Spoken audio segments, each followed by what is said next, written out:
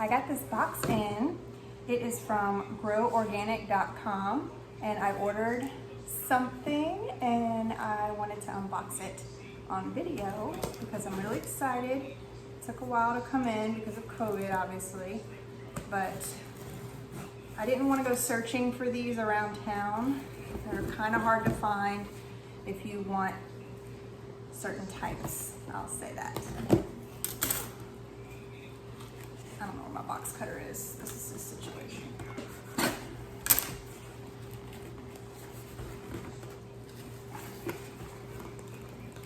Okay. Whew.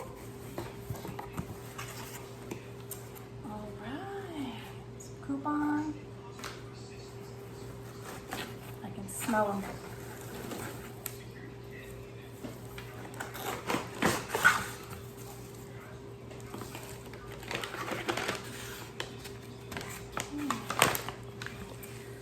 Might be backwards. It is garlic.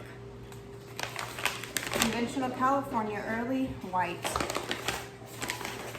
Just wanted to try a typical white variety. Oh, look at the size of these. Nice. Nice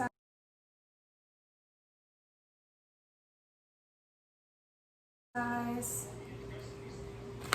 So we have, let's see how many we have. It's a pound of them. So I'll be breaking apart the cloves to plant these today. Oh, I'm so excited. 1, 2, 3, 4, 5, 6, 7. So there's 9 heads, which there's probably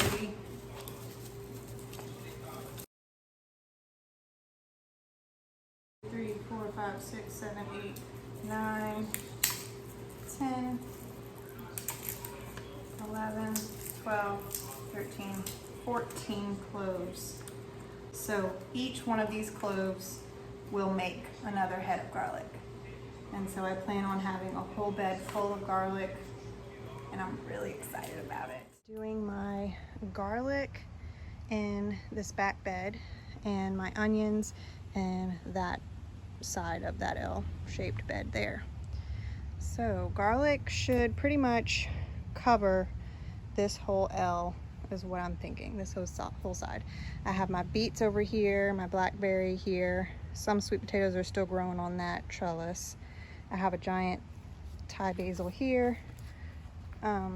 So let's get to it.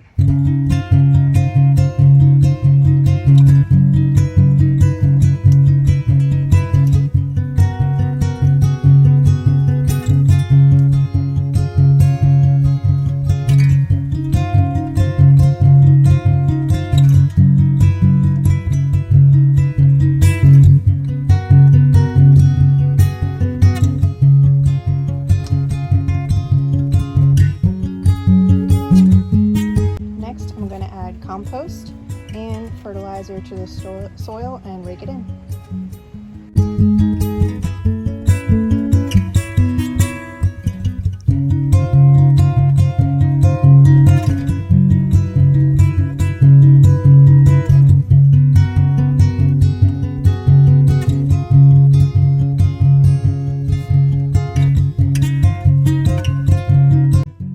We got our garlic ready. Now me and Bo are gonna separate all the cloves and lay them out where we want to plant them. That's me. All right, here we go.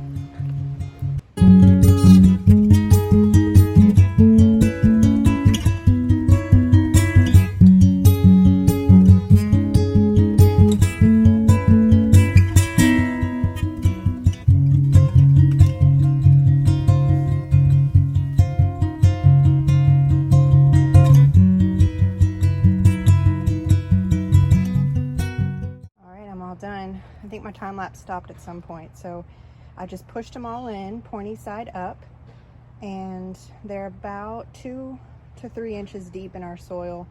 If I lived in a much colder climate, I'd make sure they were much deeper, and I will eventually put a mulch layer on top. I just don't have any with me today. Put my drip tubing around. I don't have enough drip tubing hooked up just right now, so I'll probably add some more to make sure. it's staying pretty decently moist. I don't need it to stay as moist as some of the other areas in the garden right now.